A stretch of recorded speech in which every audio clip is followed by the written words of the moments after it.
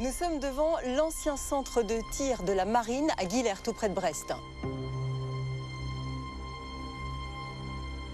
Le 13 octobre 1996, un peu après 9 h, 2 hommes sont retrouvés morts ici. Ils viennent d'être tués par balle, avant même d'avoir pu ouvrir cette porte. Paul Creton, 32 ans, technicien spécialiste des mammifères marins. François Picard, 52 ans, pharmacien militaire chargé de la surveillance de la radioactivité en rade de Brest. Ils sont abattus à l'aide d'une carabine, une 22 long rifle.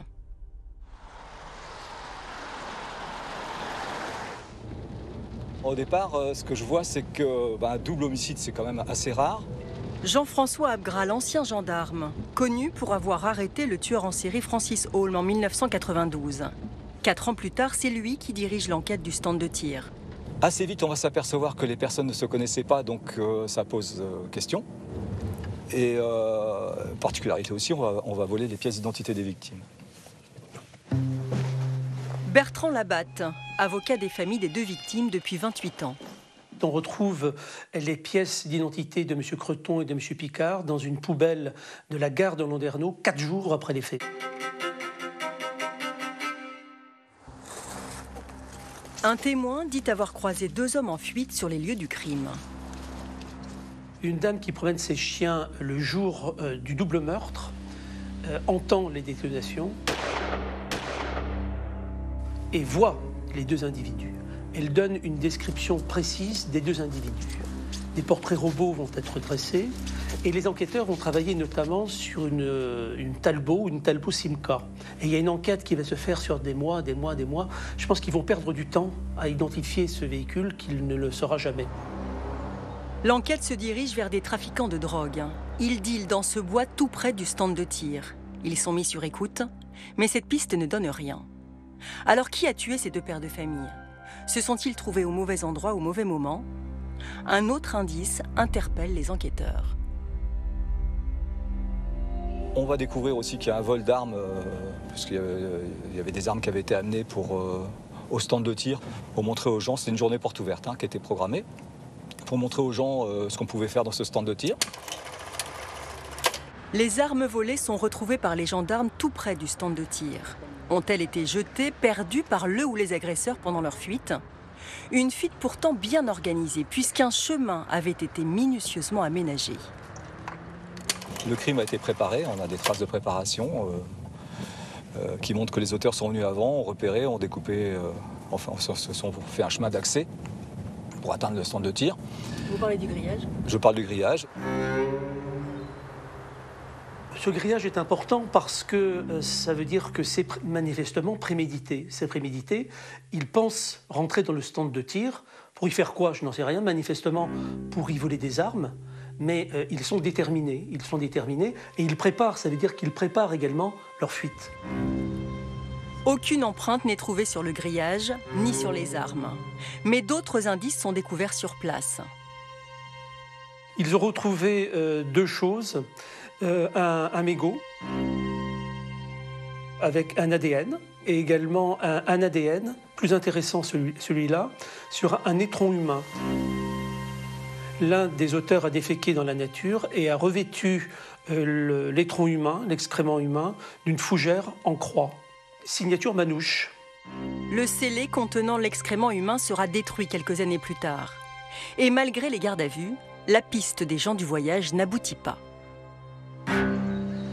Revenons aux victimes. Paul Creton est présent ce 13 octobre 1996 parce qu'il veut participer aux portes ouvertes du stand de tir.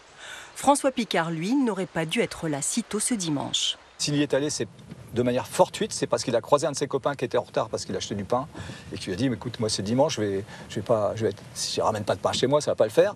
Donc je te file les clés, tu y vas. Et du coup, il va ouvrir le stand de tir, ce qui n'était pas prévu, parce qu'il a amené sa fille à la patinoire. Et du coup, il se fait tuer là. Alors j'en ai plusieurs ici. Ça, c'est la photo officielle, on peut dire, quand il a fait ses études de pharmacien chimiste militaire.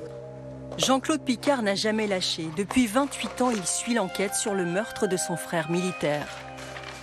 Alors sa mission était de surveiller la radioactivité, de voir s'il n'y avait pas moi ce que j'appellerais une pollution radioactive due à un mauvais fonctionnement du matériel, des moteurs des sous-marins ou des choses comme ça. Quelques jours seulement après la mort du militaire, son bureau est vidé, son ordinateur professionnel nettoyé. Rapidement, les familles de Paul Creton et de François Picard soupçonnent l'armée. Le spécialiste de la radioactivité en rade de Brest en savait-il trop?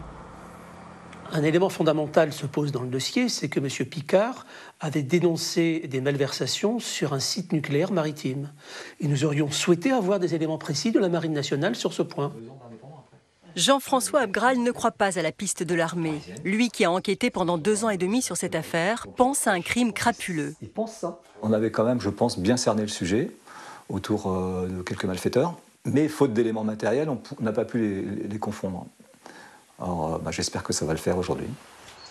L'enquête est désormais entre les mains des gendarmes du pôle Colcaise.